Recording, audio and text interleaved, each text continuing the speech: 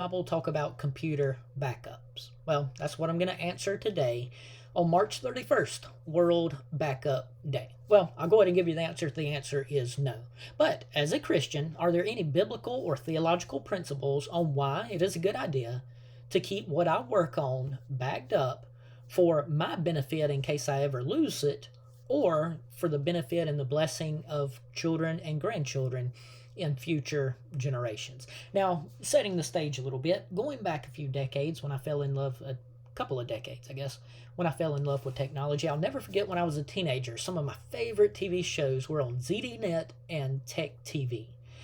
You remember, if you recognize those names, at 4 o'clock was Call for Help with Leo Laporte.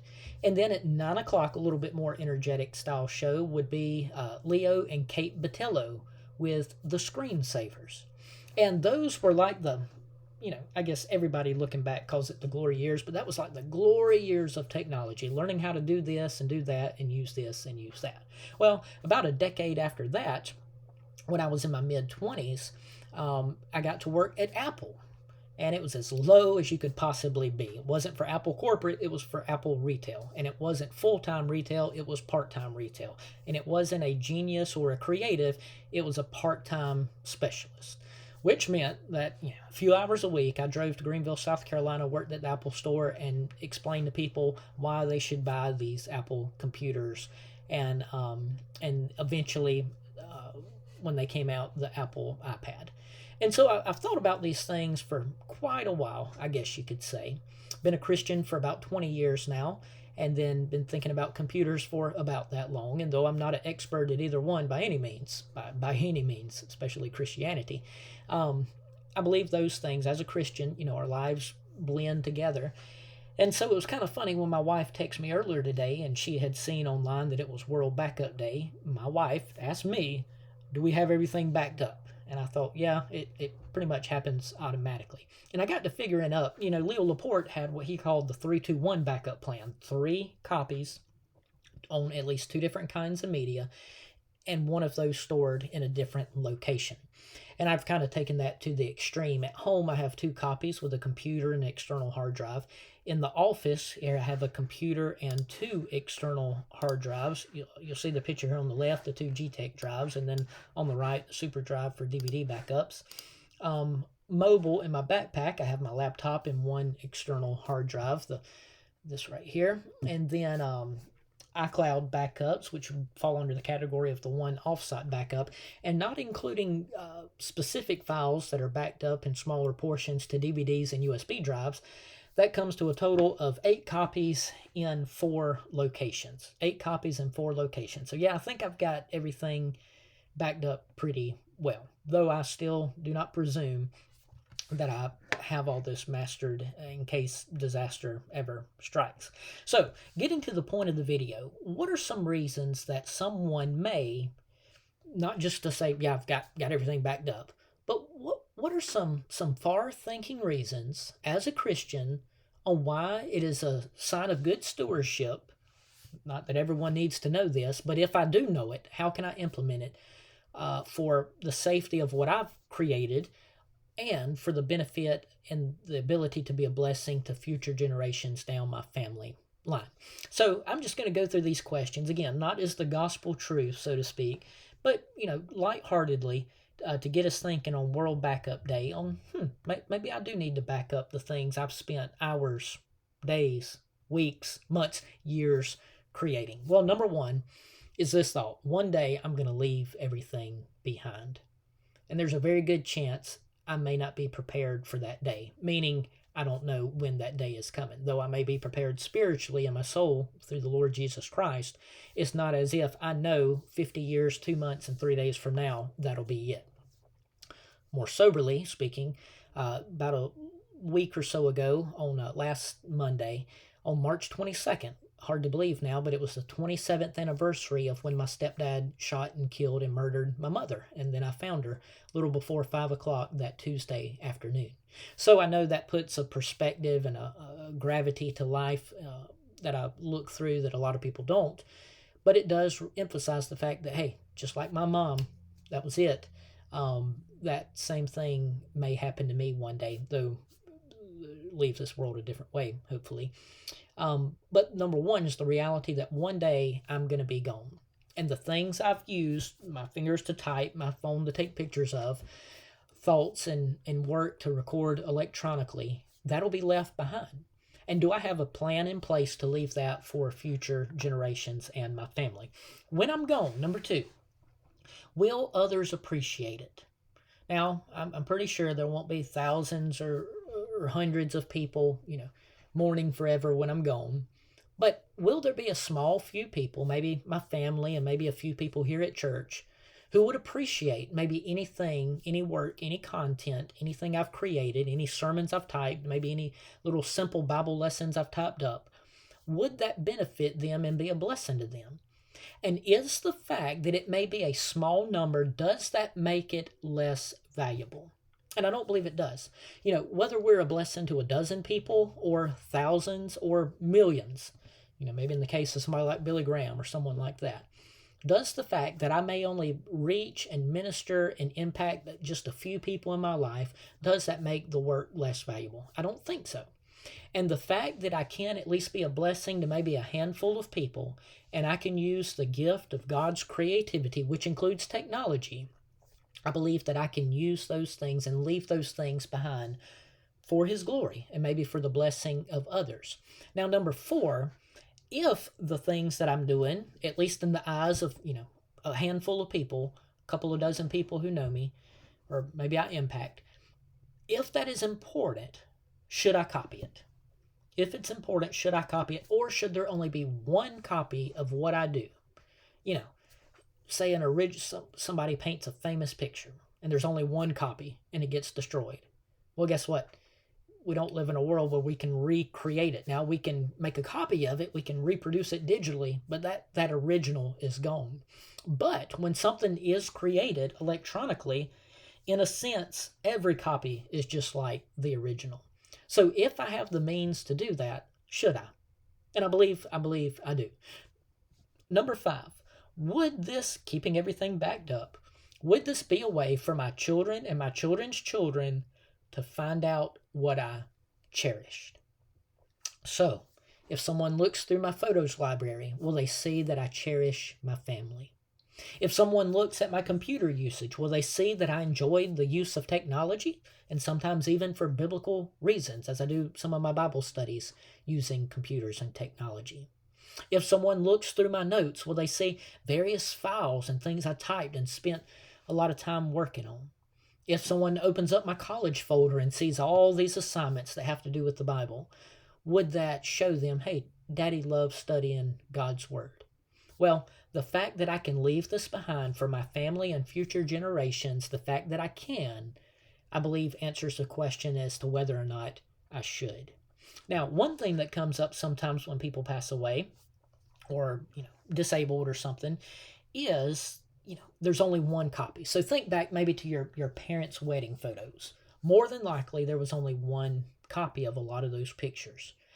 Unless it was the day where, you took your picture and you took out the film and you dropped it off at the grocery store at the photo center and you put a little check mark instead of one copy, you ordered two copies. But, beyond that, if those are gone, they're gone forever. But we have the benefit today where everything I do electronically can be stored in multiple locations. And the fact that it can be given to multiple family members, so let's back up 50 years ago. If there's only one picture, well, does son get it or does daughter get it? Well, we live in a day where we don't have to make those decisions. Everyone can have a copy of it if it is available and has been backed up.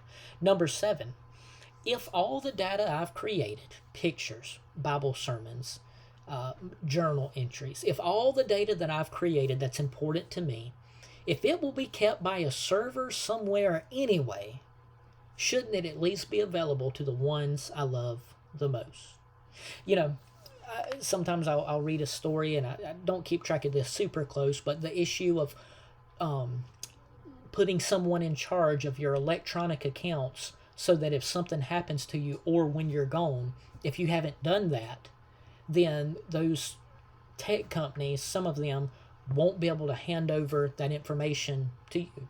So, for example, if you've got, 5,000 pictures of your family members that you love, but no one else knows how to get access to those pictures, more than likely when you're gone, there, you know, you're not even going to be able, maybe not get a real person on the phone, but if you do, it doesn't matter how much you pour your heart out to them, they're not going to hand over grandpa's password so that you can download grandpa's pictures and what he cherished the most. So having everything backed up and stored in such a way that it can be accessible to those who you've left in charge of it, that is a way that it can continue to be a blessing to them.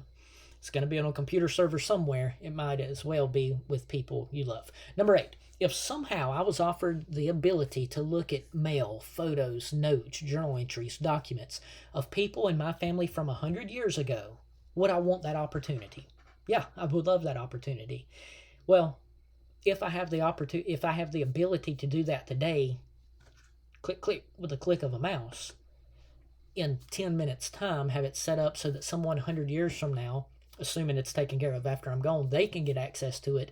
Well, if I would want that done for me, be able to go back and see 100 years ago, shouldn't I look ahead 100 years from now and want to give that same opportunity to people in my family? Number 9, if my handwritten journals have a primary and a secondary purpose, is that also true of my electronic creations and memories and things that I cherish? What I mean by that, in my stack of journals that I have, this is probably number 4, number 5. It's about 1,000 pages worth I've written of just what I had for lunch that day, stuff that doesn't matter, and what I'm feeling in my heart spiritually, things that do matter. Well, if I've got at the moment 1,000 pages of that, and the main benefit is me pouring out my heart and soul or just stress with ink and paper, well, if I can look through these journals and the main benefit is being a blessing to me, but the secondary benefit is being a blessing to my family members when they get my journals and read, what was going on in my life, is that true also electronically? Yeah, I believe it is. The main benefit right now is I'm creating content that I want to or need to or am obligated to create. Well, a secondary benefit can be when my children come behind me and read some of the things I've typed, some of the pictures I've taken, some of the things that I cherished and loved. Number 10, will future generations be more digital or less digital? And I think we all know the answer to that question. And considering the fact that future generations will be more digital, I believe that also is a reason why we should have more digital copies available for those future generations, because they will not be less cherished. They, in theory, should be more cherished. Some of us are about the age where digital is not as important as tangible, where this means more to us than this right here. But, the days may come where that flip-flops, if it hasn't already, with the generation behind me.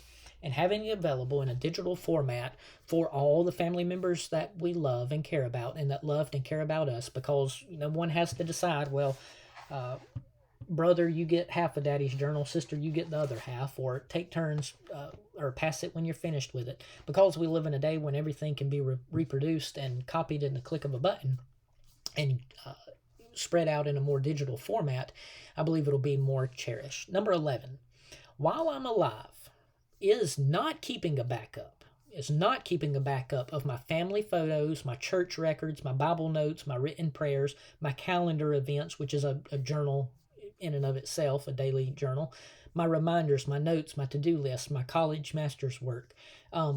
Is that an example of bad stewardship? If I have all of this on my computer and I don't take 10 minutes to set up a way to where I can still have access to it and my family forever, in theory forever, if the church office burns down to the ground, if this burns down with it, man, I'm going to be discouraged if my computer and everything I've created, if there was only one copy and one backup. Well, since I do have the ability to know how to back that up and keep it in multiple formats and multiple locations, I believe that's not wasting time twiddling on computers and wasting my life.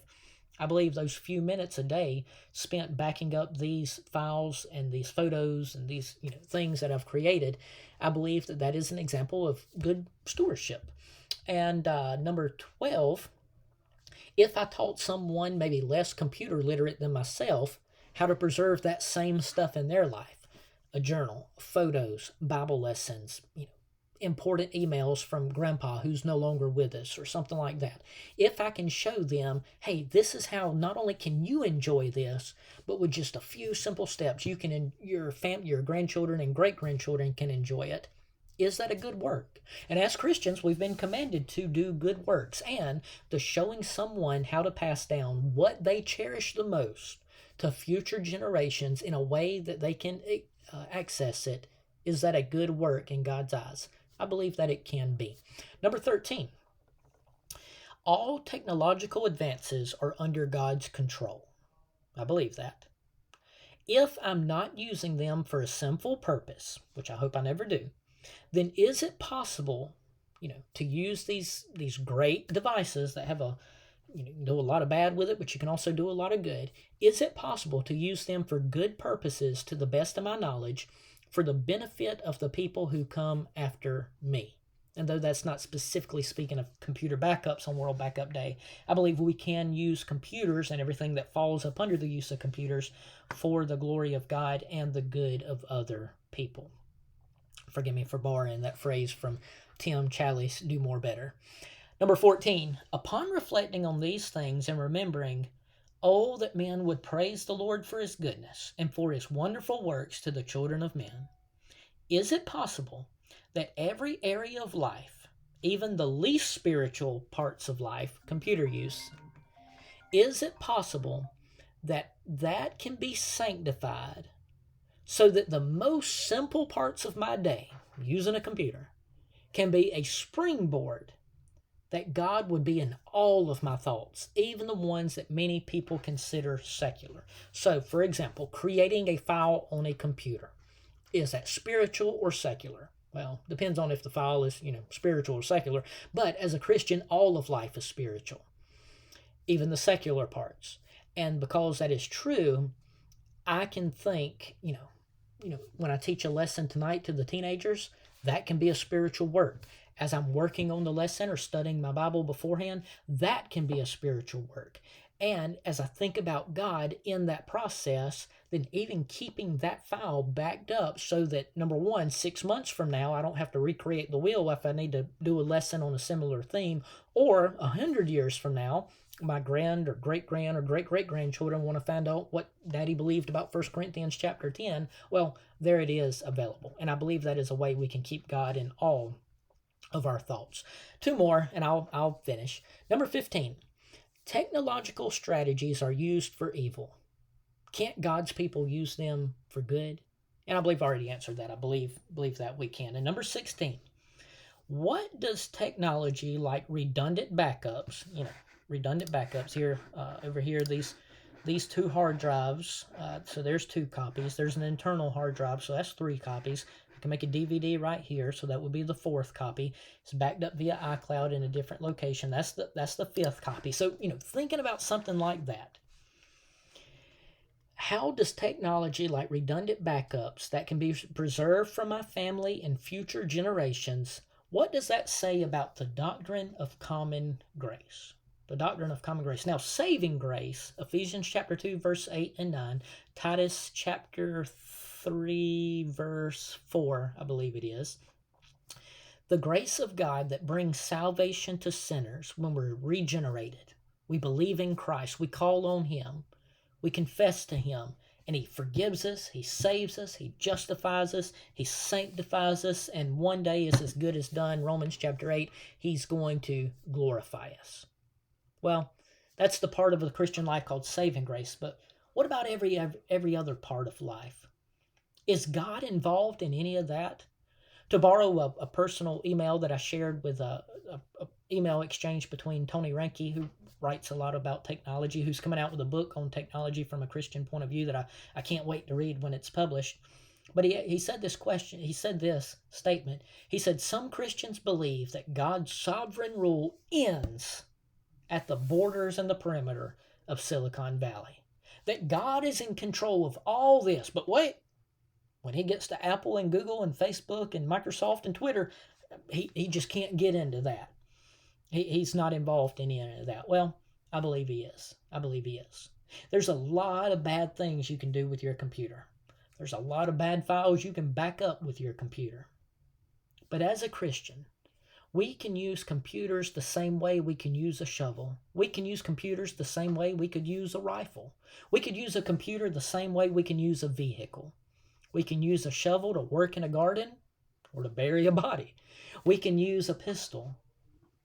Unfortunately, what happened to my mother 27 years ago, last week on March 22nd. Or we can use a pistol to protect our family or protect others as a policeman. We can use a vehicle to race down the road, as happened in our town this week. 2 cars racing and clipped another car, an innocent bystander just going down the road in the right lane, and went off the side of the road, and a 19-year-old was killed. We can use cars for evil, or we can use cars to take our family to church, take our family out to eat, go to the doctor and make sure our body's okay. We can use everything we have for bad, or we can use it for good. And as a Christian, it is our responsibility to bring all of life, even all the blessings that we have due to God's common grace, like transistors and microchips, and trips to the computer store, and servers, and backups, and files, and photos, and family memories, and journal entries, and Bible lessons, and church documents. We can use all that for God's glory. Now, it would be sad if you've only got one copy of some of the most important things you possess: writings, files, pictures, and memories. And if it's lost, if this device is left behind at the store, if unfortunately your house burns down and you only had it on one computer file, one computer drive, I know it wouldn't be the worst part of life, but it would be bad to lose all of those things, wouldn't it? Well, with just a few minutes' time, we can learn how to keep all those things backed up. And though I originally, planned for this to be kind of silly and lighthearted, on World Backup Day, as a Christian, producing and creating and remembering things that have been a blessing to your life and can possibly be a blessing to your children and on down your family line.